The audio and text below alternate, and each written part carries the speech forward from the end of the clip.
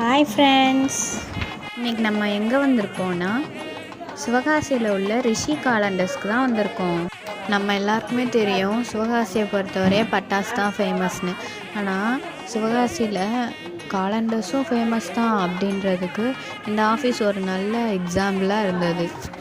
இவங்க கம்பெனியில் எல்லா விதமான காலண்டர்ஸுமே வச்சுருக்காங்க. மந்த்லி காலண்டர்ஸ், டெய்லி காலண்டர்ஸ் அப்படின்னு எல்லா காலண்டர்ஸுமே வச்சுருக்காங்க.